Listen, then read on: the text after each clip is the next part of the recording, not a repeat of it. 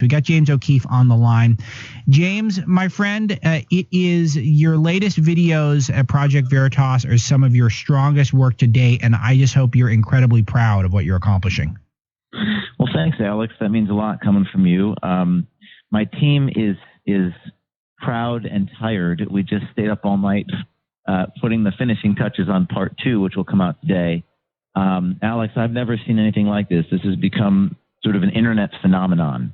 And you and I have worked together for probably 6-7 years now.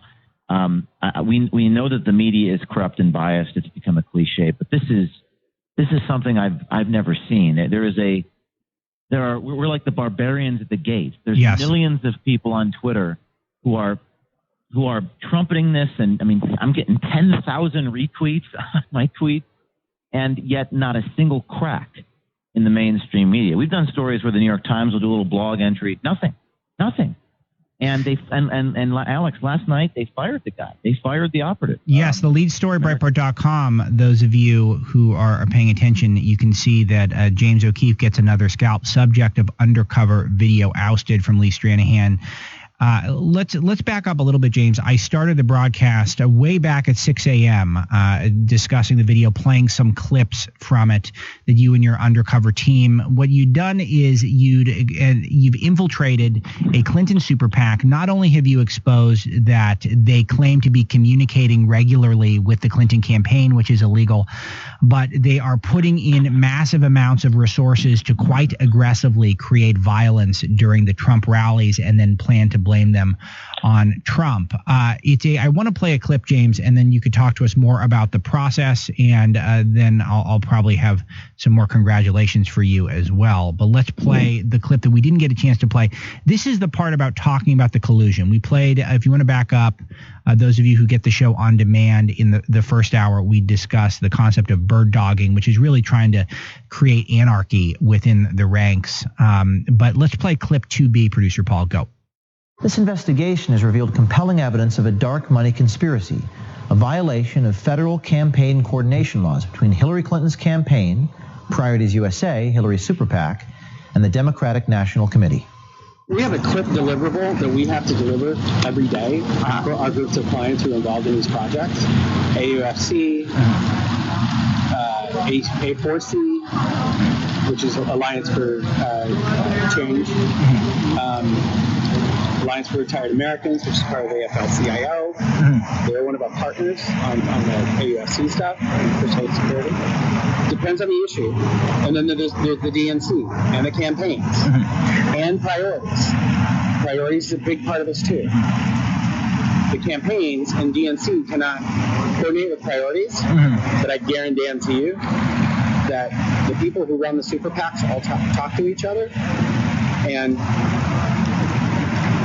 we and a few other people are the hubs of that communication. Like, so you're kind of like intermediaries between the super PACs and the DNC. But the DNC, they can't talk to each other. Okay. But you guys are kind of like... We're consultants, so we're not the official entity. And so those conversations can be had between consultants who are working for different parts. Yeah. Okay. That's why there's Bob, who's the primary there, and I'm a sub to him, and I'm also primary to AUFC separately. That's why. So there's like a Morse code between the DNC and the super PACs. It's less of a Morse code than it is a text conversation that never ends. It's like that. It's kind of like an ongoing Pony Express. Okay, so, I mean, that's not as efficient as it could be, but that's because the law doesn't allow it. A Pony Express, James, that means that you've exposed how the super PACs are illegally communicating with the Hillary Clinton campaign. Before we even get into the violence, which has been a factor on the show already today, talk about this reveal. What is the next step? What do people plan to do to investigate what's happening and try to expose more of this corruption and collusion? Well,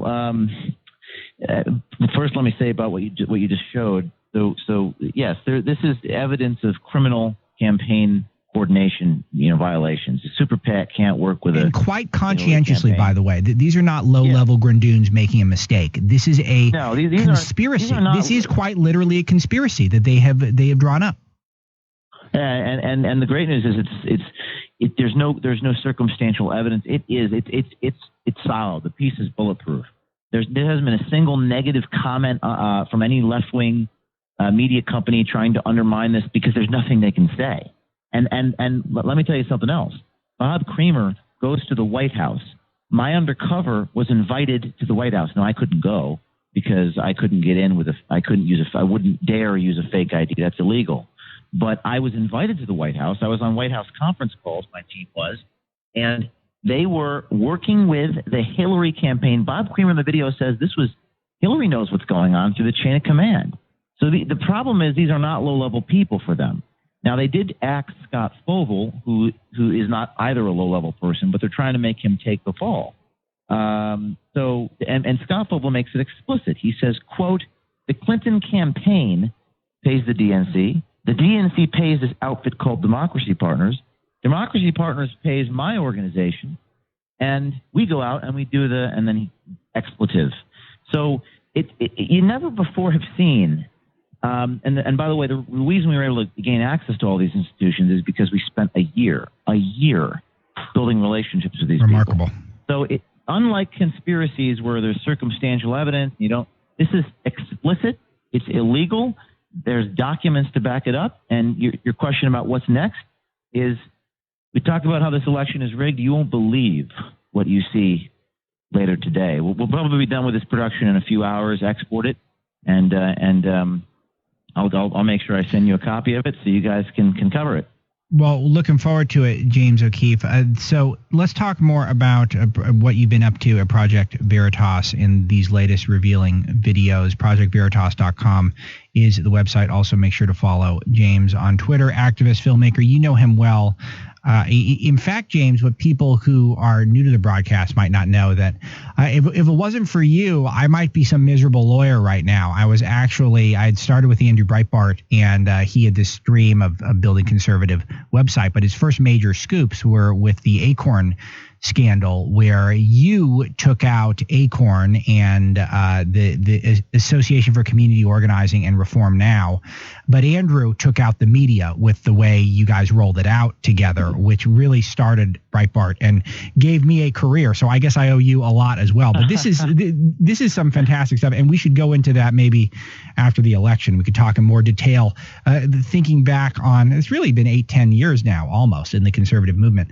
But let's talk about this project and what it takes to do what you do, because no one in the mainstream media, the establishment legacy media, is willing to do any major investigation into the Clintons. They're not even willing to do a cursory investigation into the Clintons. They want to eat dinner at the Clintons' house, and they want to allow the Clinton campaign to edit their stories. In the meantime, you're doing some things that are not only very time-consuming and expensive, but even dangerous. And you're doing it to try to expose their latent corruption. And just speak to some of those topics for us. Yeah, great questions, Alex. Well, I do want to mention one thing about what you had said. It requires patience and it requires focus.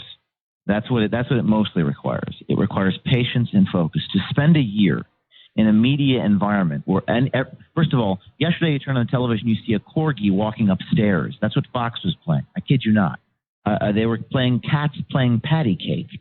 The media is not only corrupt, they're complacent, and they can't question power because they need access to that power. Trump exactly is a proxy vote.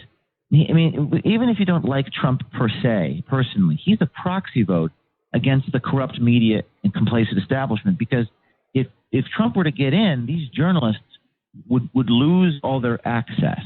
They would not be able to have their status quo. And it is literally a fight for their very survival. And that is why they've been so over the top in this election in particular, because they have nothing to lose. If Trump wins, they're going to be sidelined. They're done. It's done. They're sidelined and they have no power.